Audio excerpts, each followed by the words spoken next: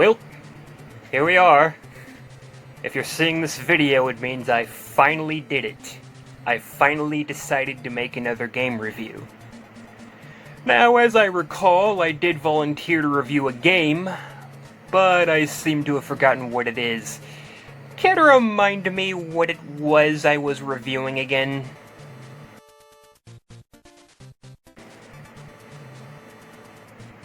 Is it too late to turn back?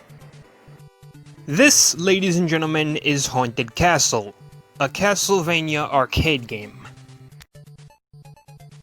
Now, for those familiar, the Castlevania series is known for being rather difficult in some cases, particularly in the case of the US versions of Castlevania 3 and Dracula X. So imagine taking this and turning it into one of these quarter-munching bastards.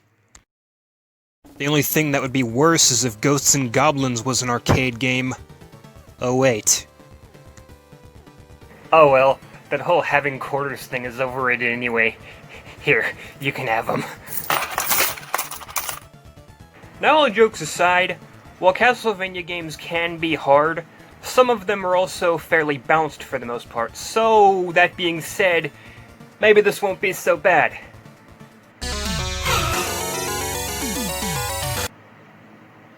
I'm sorry, can I get a replay of that?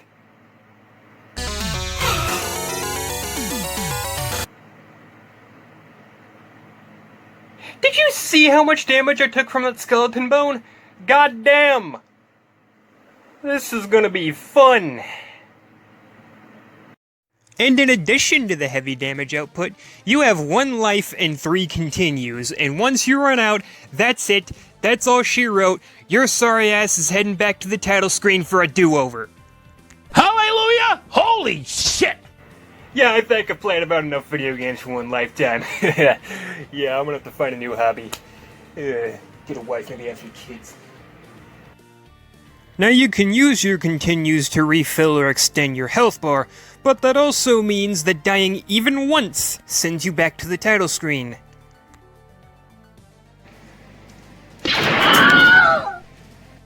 Now finding an arcade cabinet of this game is probably next to impossible, but there are a few ways you can go about playing this game.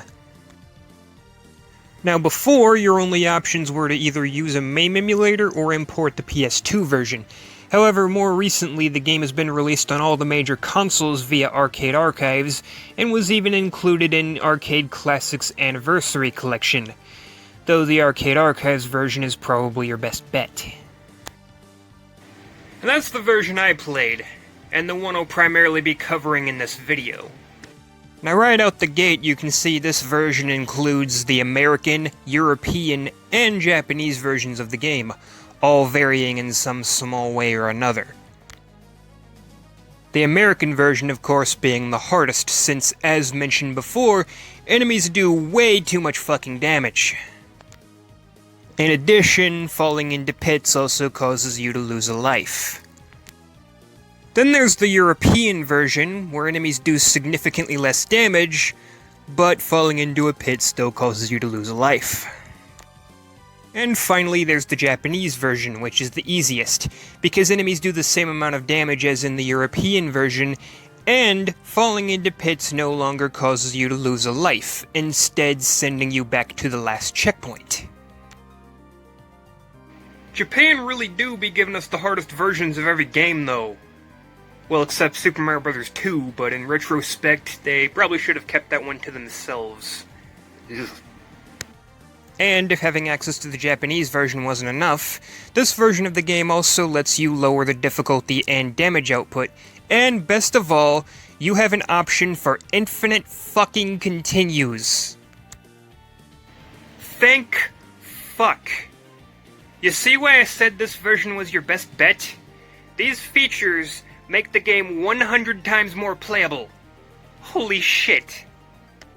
Now your whip in this game isn't all too powerful, but you can get upgrades for it, such as a mace and even a sword, though I've never actually gotten the sword myself. This game does have sub-weapons like the console games, but they're not quite what you'd expect, and hearts are in short supply as there's no candles to whip and you only occasionally get them from enemies. So, unfortunately, your whip is going to be picking up most of the slack. Also, what's the deal with this walking animation? I thought the walking animation in the other games was weird, but this just straight up looks like Simon crapped his pants. It even kinda looks like he's squatting to take a shit on the map screen. You see, Simon, this is why everyone told you to go to the bathroom before going off to fight evil. But did you listen? No, you said you didn't have to go to the bathroom, and now look what happened. You crapped your fucking pants. I hope you're happy. Now, the graphics in this game aren't actually too bad, and they invoke that wonderful gothic atmosphere you'd come to expect from the Castlevania series.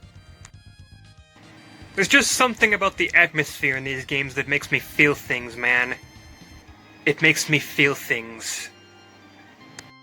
This series is also well known for having absolutely glorious music, and this game is certainly no exception. Just listen to the music in the first level.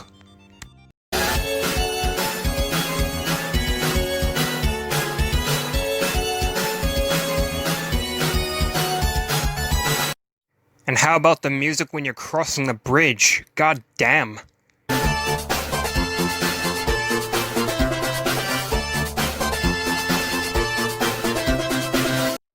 This game even has a rendition of Bloody Tears from Castlevania 2, my favorite song in the entire series.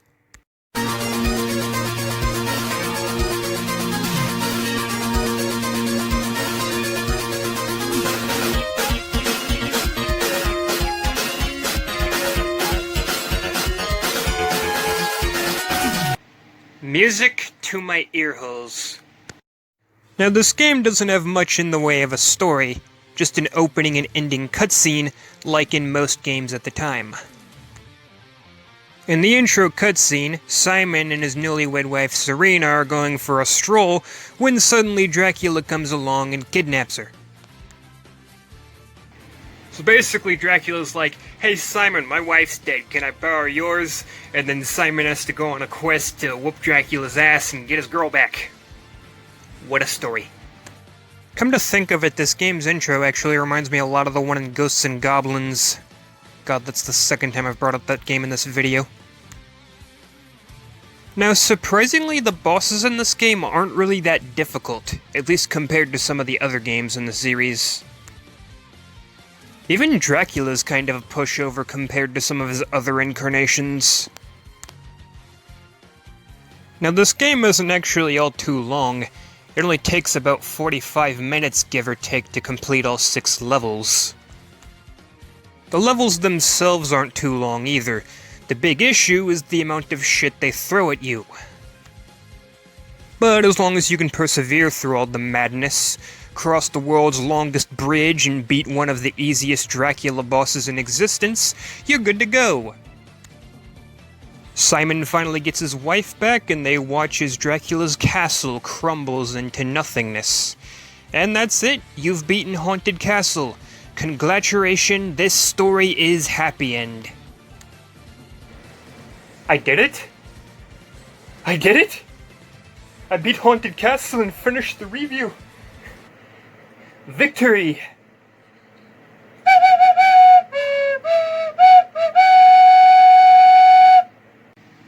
Now, I've heard some people go as far as to call this game bad. And yeah, if you're playing the arcade original, it's not exactly worth your weekly allowance. But the arcade archive version is actually kind of awesome, not gonna lie. Now sure, I wouldn't exactly say it's worth the $8 price tag, but if you're a Castlevania fan like me, then it's certainly a worthy addition to your collection. And that's it. It's finally over. I hope you enjoyed this little journey we went on together, and hopefully we can go on more like it in the future. In the meantime, this is the Gothic Gaming Geek, wishing you a happy Halloween every day of the year. Farewell for now. Happy Xmas.